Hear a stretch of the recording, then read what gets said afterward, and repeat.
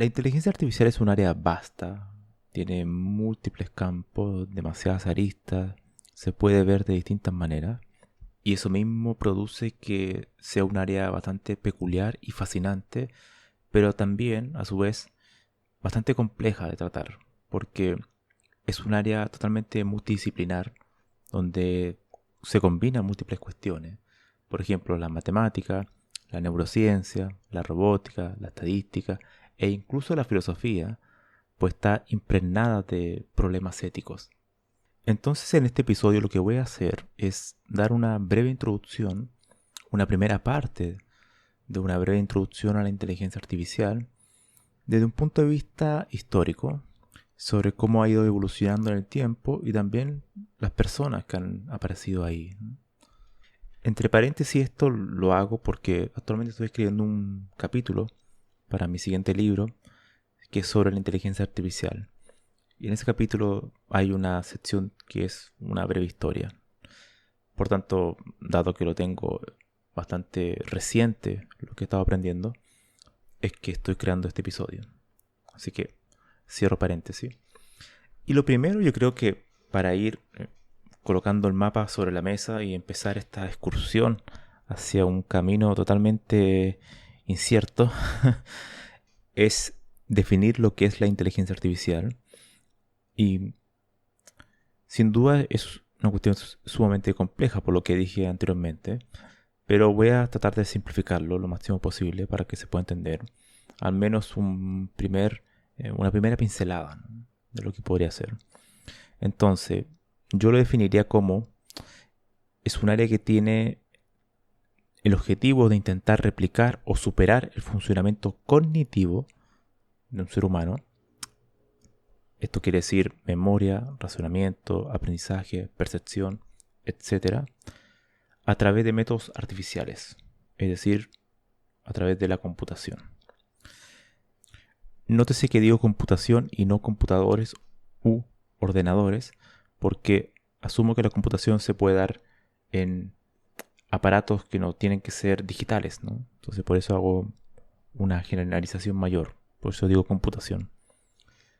El problema de una definición de la inteligencia artificial es definir lo que es inteligencia y artificial, ¿no? Eso es algo que lo voy a omitir en esta ocasión, porque la inteligencia es un concepto muy difícil de definir y tampoco hoy en día hay una definición clara. Y artificial es algo mucho más fácil de definir y sería simplemente algo que no es natural, que no surge de la naturaleza y es algo que es producido por el hombre, ¿no? Por el ser humano. Entonces es algo que tiene que ver mucho que ver con la tecnología, por supuesto, ¿no? La tecnología es algo totalmente artificial, ¿no? Entonces, hay muchos libros sobre inteligencia artificial y cada uno parte de distintos puntos en el tiempo. Yo voy a elegir el que siento que es el más adecuado desde mi punto de vista y es en 1950 con el artículo de Alan Turing que se llama Computing Machinery and Intelligence, que significa algo así como maquinaria de cómputo e inteligencia, hasta llegar a 1980, que es el primer invierno de la inteligencia artificial. Bueno, como dije anteriormente, este artículo escrito por Turing fue fundamental porque él ya años antes había en la a mediados de la década de los 30, había escrito lo que vendría siendo un modelo matemático sobre lo que es la computación, sobre lo que es computable y lo que no es computable. Él hizo una demostración inversa o negativa sobre el problema de la decisión, diciendo más o menos que en algunos casos no existe algoritmo que pueda dar respuesta a cierto tipo de problemas. Por ejemplo, el problema de la parada no es computable. Ese es un artículo netamente técnico, tiene un formalismo matemático. Yo siempre lo recomiendo a todos leer ese artículo de Turing. Y también recomiendo leer el de 1950, porque es el primer artículo de Turing donde él ingresa ya a una cuestión muy interesante, que es la combinación entre la informática y la filosofía. Es un artículo donde él presenta lo que hoy se conoce como el test de Turing o la prueba de Turing. En el artículo más bien se llama el juego de la imitación, y lo que trataba de explicar Turing, que era un artículo no formal, era como un ensayo, muy didáctico, con muchos ejemplos, que cualquier persona lo puede leer, y lo que decía era, daba un ejemplo de una prueba que si el computador podía imitar y engañar a un ser humano, por tanto se podría suponer que es igual de inteligente que una persona. Y bueno, el ejemplo es, por ejemplo, estar eh, hablando por chat, o sea, por mensaje de texto, y que la persona, el ser humano, pueda chatear con ese programa y que el programa lo pueda engañar, ¿no? O sea, si el programa lo puede engañar, la persona puede no percatarse que está hablando con un software, entonces podríamos decir que ese programa ha pasado la prueba de Turing, ¿no? Y en ese artículo, que tuvo enormes repercusiones, implicaciones filosóficas en particular, hasta el día de hoy se sigue citando en distintos campos del área de la filosofía, teoría de la mente, todo este tipo de cuestiones, fue fundamental, y ahí fue el inicio, desde mi punto de vista, de la inteligencia artificial como tal, cuando él menciona cuestiones como que primero los programas podrían empezar a imitar el comportamiento de un bebé, de un niño, y ir empezando a replicar esos comportamientos de cosas muy simples, como el aprendizaje de algún lenguaje, la percepción, la visión. Son cuestiones totalmente que tienen que ver con lo que hoy en día se hace con la inteligencia artificial, y que era la idea de simular el comportamiento humano, ¿no? El aspecto cognitivo del ser humano. Entonces fue un artículo totalmente crucial. Si avanzamos a 1951, aparece algo que cualquier persona que haya visto los avances de la inteligencia artificial se va a encontrar, y son los juegos de tablero en particular. Por ejemplo, el ajedrez, las damas, el Go, por ejemplo, recientemente. Y en ese año particular, en el 51, Christopher Strachey, que es un científico de la computación británico, o para ser más preciso, matemático, pues en aquellos años no existía el Departamento de Ciencia de la Computación. Y él desarrolló el primer programa de damas, el juego de damas que a mí me encanta, que dicho sea de paso, yo últimamente lo estaba jugando porque me gusta, porque es un juego de una simplicidad que bordea la belleza, ¿no? Es tan simple que me gusta. Eh, Tiene muy poco movimiento y es muy interesante. Así que si alguien quiere jugar conmigo, yo en realidad no soy muy bueno. Curiosamente yo estaba jugando con uno online y elegí el nivel experto, que es el máximo nivel, y ganaba fácilmente, entonces me confié. Hasta que jugué con alguien de manera aleatoria, en multiplayer, online, y me humillaron, me acribillaron innumerables veces.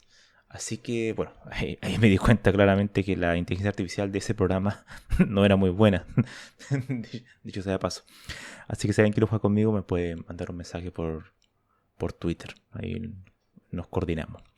Entonces, este señor de Strachey hizo el primer programa de damas, pero tuvo muchos problemas porque un programa así de juegos requiere uno recorrer mucho espacio de búsqueda, o sea, las posibilidades que existen son muy amplias, ¿no?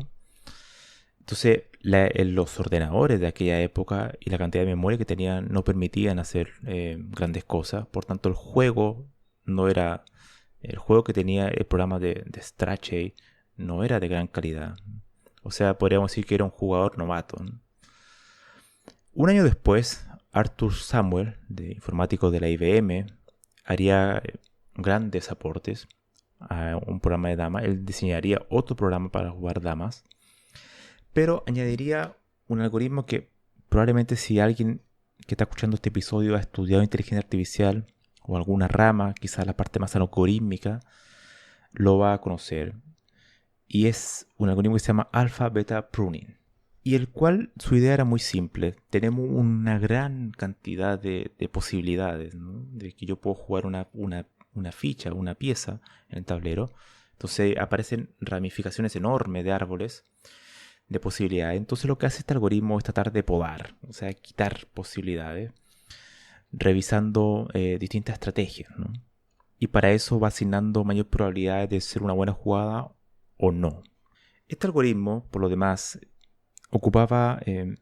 se nutría de estrategias previas que ya habían desarrollado, por ejemplo, John von Neumann y Oscar Morgenstern, que habían desarrollado el área de la teoría de juegos y en particular el algoritmo de Minimax, que había sido presentado en 1944, o sea, ya hace 6 años, 7 años atrás. Por tanto, lo que hace Arthur Samuel es, cuando crea el alfa-beta pruning, es incorporar ideas del Minimax. Y la idea de este algoritmo es que el programa pueda elegir el mejor movimiento, suponiendo que el adversario escogerá un movimiento que lo pueda perjudicar. Es decir, si mi adversario es su mejor movimiento que pueda generar el adversario, yo puedo tener la mejor respuesta a ese movimiento, ¿no? Entonces lo puedo contrastar de una mejor manera. Pues el Minimax como minimiza el daño según su máxima probabilidad que tiene mi adversario, ¿no? Entonces por eso el Minimax. Luego, en 1956, sucedió algo muy interesante, que es la conferencia de Dartmouth, que se realizó en Estados Unidos y fue organizada por John McCarthy. John McCarthy es un personaje muy importante, al cual de hecho le dediqué un capítulo de mi libro Mentes Geniales, y él es uno de los fundadores de la inteligencia artificial, y es ahí, en esa conferencia, donde surge el término de inteligencia artificial. Además, él fue creador de Lisp, el primer lenguaje de programación funcional, que tuvo enorme repercusión en la industria en aquellos años, sobre todo en sistemas que veremos más adelante, que tenían que ver con inteligencia artificial, sistemas de automatización, de racionamiento automático. Por tanto, el aporte de John McCarthy fue enorme. Además, como dato curioso, él también fue el que incorporó por primera vez el recolector de basura, el garbage collector, muy popular en lenguajes como Java, por ejemplo. Así que fue una persona de enorme influencia, y él organizó esta conferencia en 1956, donde fueron destacados informáticos, un verano de aquel año. Fueron, por ejemplo, Allen Newell, Herbert Simon, también estuvo Ray Solomonoff, que ya hablaré de él, el mismo Arthur Samuel, el creador de Alpha Beta Pruning, que mencioné anteriormente. También estaba Marvin Minsky, también un personaje muy importante. También, como dato curioso, estaba Claude Shannon, el padre de la teoría de la información, un personaje muy muy importante, aunque no estuvo tan involucrado posteriormente a temas de la inteligencia artificial, sí al tratamiento de las comunicaciones. Entonces, a pesar de que esta conferencia, que duró varias semanas, no logró resultados claros, tangibles, sí permitió tener una enorme influencia a futuro, pues todas las personas que estuvieron ahí pudieron conversar, discutir ideas que con el paso del tiempo se traducirían en aportes de manera separada, en la mayoría de los casos, pero todos dirigidas en ampliar el campo de la inteligencia artificial y hacerlo mucho más robusto. Avancemos unos años más. 1958. Un año interesante, pues surgiría el perceptrón. Y el creador de ese algoritmo es Frank Rosenblatt. Y este personaje lo publicaría en una revista y su objetivo era tratar de hacer algún tipo de reconocimiento de imágenes.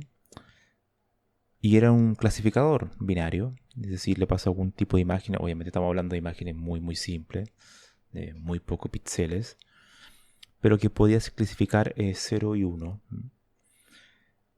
Estamos hablando de 1958, ¿no? Mucho tiempo. Entonces este algoritmo lo que hacía era que yo tenía un vector de entrada, por ejemplo, tenía un vector de peso, o sea, aparece el concepto de pesos, y aparece un valor constante que es un umbral o de sesgo. Y además tenemos una función de activación que puede, por ejemplo, estas funciones como la sigmoid, por ejemplo, que producen desde un resultado de un valor real retornar, devolver un 0 o 1. Eso sería fundamental, porque lo que hacía el perceptrón era coger este vector de entrada de números reales y multiplicarlo por el vector de peso. Es decir, había una operación de sumatoria que era un producto escalar sobre los valores de entrada y los pesos, para después pasar a la función de activación y retornar un 0 y 1. Entonces lo que estaba haciendo, en resumen, era de todos estos vectores que pueden ser n, también multiplicarlos con estos pesos y sumarlos. Y dependiendo del valor que me dé, yo le puedo añadir ese umbral, ese sesgo. Y si es superior a un cierto valor, entonces va a ser 1, si no, 0. Algo tan simple como eso. Y eso es la idea crucial de lo que es la redes neuronales artificiales. Es la idea más fundamental. Porque en este perceptrón, que solamente tiene una capa, que tiene el vector de entrada solamente es 1, y el vector de peso. Después simplemente el perceptrón de multicapa, que aparecería años después, es simplemente una generalización del perceptrón básico. Porque ya aparecen múltiples vectores de entrada, múltiples vectores de peso para cada uno de ellos. Entonces trabajamos ya con matrices directamente. Pero es la misma idea. Después avanzamos a 1960, donde surgen los métodos bayesianos, estos métodos donde se incorpora directamente la probabilidad, ¿no?, dentro de los algoritmos. Y ahí surge el nombre de Ray Solomonov, que fue el que inventó el concepto de probabilidad algorítmica, extremadamente fundamental en lo que es hoy Machine Learning o aprendizaje automático, y ocupando técnicas de inferencia, estadística e inferencia bayesiana. Entonces él publicó un paper donde añade este tipo de algoritmos, donde la probabilidad y los métodos bayesianos se hacen fundamentales, ¿no? En 1964 surge un software muy interesante que se llama ELIZA, creado por Joseph Weizenbaum. Un personaje muy interesante, muy interesante, porque fue un informático, también uno de los padres de la cibernética, y por esos años de 1964 hasta 1966, él creó este software que se llama ELIZA, que lo que hacía era simular sesiones de psicoterapia. O sea, pero a través de conversaciones de texto, ¿no? Fue bastante convincente porque muchas personas pensaban que se trataba con un terapista, o sea, cuando hablaba, pero en realidad estaba hablando con un programa. Ahora, podríamos decir que fue el primer chatbot, ¿no?, que apareció en esos años. Pero en realidad era un programa bastante simple, porque muchas de las respuestas que hacía eran respuestas ya prehechas. Por así decirlo, ya existía un diccionario donde ya, dada ciertas preguntas que le hacía la persona, el programa ya podría inferir qué cuestión responder, pero era muy simple. Pero este personaje de Joseph Weizenbaum trató muchos temas. De hecho, fue un pacifista. Además, trató temas de la filosofía. Mencionó, por ejemplo, los problemas éticos de la inteligencia artificial y las consecuencias en nuestra sociedad. Y estuvo siempre en contra de la construcción de robots que pueden causar daño a humanos, cosa que ya ha ocurrido, por supuesto, por ejemplo, con los drones. Así que fue un personaje muy interesante, Joseph Weizenbaum. Lo voy a dejar en la descripción de este podcast por si quieren buscar algunos trabajos o libros de él. Se lo recomiendo fuertemente. En 1969 ocurre algo muy importante, pues Marvin Minsky y Seymour Papers publicaron un libro que se llama Perceptron, donde ellos hacen un análisis exhaustivo del perceptrón, ya publicado anteriormente, donde ellos demuestran que las limitaciones de este modelo, y eso produce una enorme repercusión, porque muchos financiamientos se cortan, se detienen, publicaciones en el área de los perceptrones, de los métodos de redes neuronales artificiales se detienen, la productividad empieza a bajar, el entusiasmo empieza a disminuir. Y Minsky, curiosamente, en 1970, él en una revista menciona que la inteligencia general del promedio humano podría lograrse en 3 a 8 años. O sea que los programas, los software de inteligencia artificial podrían alcanzar eso en 3 a 8 años, o sea, la década 70. Obviamente eso no ocurrió, el problema era mucho más complejo. Así que ahí se generaría el primer invierno, que surgiría ya en 1974 y 1980, que significa una reducción en las publicaciones y en los financiamientos en el área general de la inteligencia artificial. Obviamente habían algunos lugares, universidades que seguían trabajando, pero en general, si uno ve la estadística, se detuvo gran parte de las publicaciones, el entusiasmo se perdió, había muchas promesas que no fueron realistas y eso también generó muchas falsas expectativas y eso obviamente que muchos gobiernos, en particular el británico y el estadounidense, terminaron desconfiando en aquello y también se dieron cuenta que muchas de las cosas que se estaban prometiendo no se estaban cumpliendo, que no iba tan rápido como la gente esperaba, sumado también a la limitación en la computación. El tema, por ejemplo, de las redes neuronales artificiales consumen muchos recursos computacionales hoy en día. En aquel momento, imagínense, era, incluso aunque sean perceptrones muy simples, era enorme el trabajo que requería, ¿no? Por tanto, ahí había un freno. Y el otro freno también tenía que ver con el ecosistema de herramientas. Todo lo que se hacía en aquellos años se tenía que comenzar desde cero. Y a pesar de que había lenguajes como Prolog, como Lisp, que habían surgido para tratar la inteligencia artificial y construir este tipo de sistemas, no había suficiente ecosistema de herramientas para que se pueda masificar de mayor rapidez, como lo que ocurre hoy en día, ¿no? Así que durante esos años sería el primer invierno de la inteligencia artificial, entre 1974 y 1980. Hay algunas variaciones de años, quizá en algunas publicaciones van a encontrar algunas variaciones, pero es más o menos en esa época, ¿no? Así que eso sería, pero el primer invierno se acabó y surgió otra ola, pero eso lo veremos en el siguiente episodio. Nos vemos.